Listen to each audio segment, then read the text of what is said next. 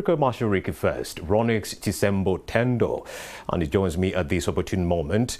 Well, appreciative of the historical challenges with Kiswahili, would like to know why many Ugandans do not use this language. Good afternoon, welcome.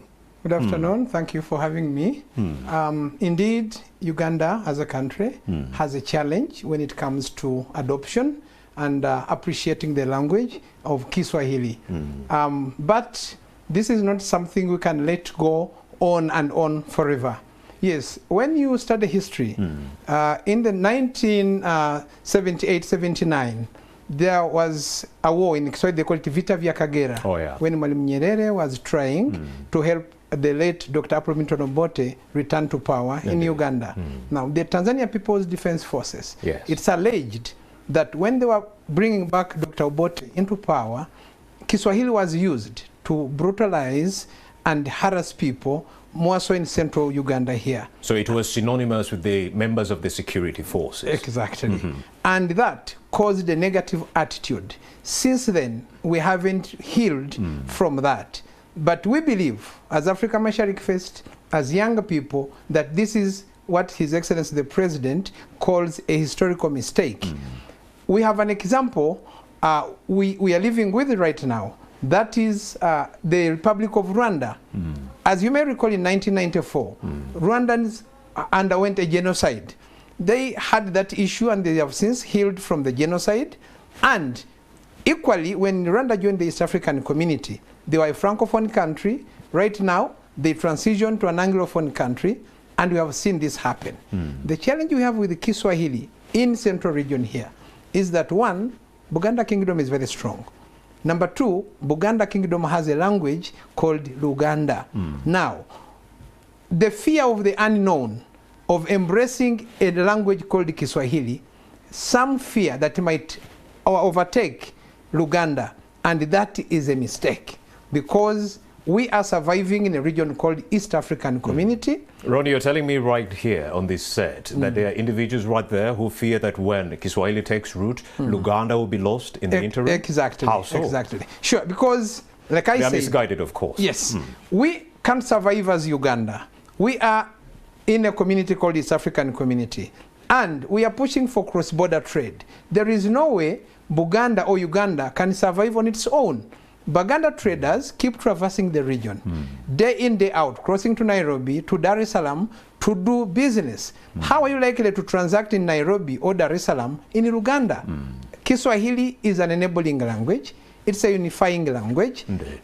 It's a Pan-African language and purely our language.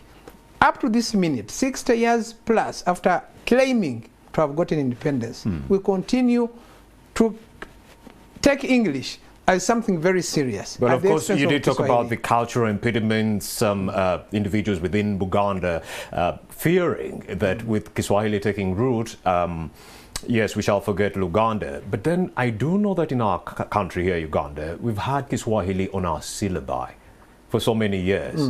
So the question now is, how come people are not using it if it has been on the syllabus for so many years? It's a mistake. Again, Kiswahili has an official status in the Republic of Uganda. And as we speak now, Senior 1 and Senior 2 students, it's mandatory for them to study Kiswahili. That official status in Uganda was elevated when we went to the East African community. The community also looks at Kiswahili as an official language. That's why when the EAC Heads of State Summit convened in Arusha, you've seen Mama Samia Suluhu Hassan, the President of the United Republic of Tanzania, address summit in Kiswahili. Away from that, Kiswahili also has, it's a working language at the African Union headquarters in Addis Ababa. So what does that indicate to us?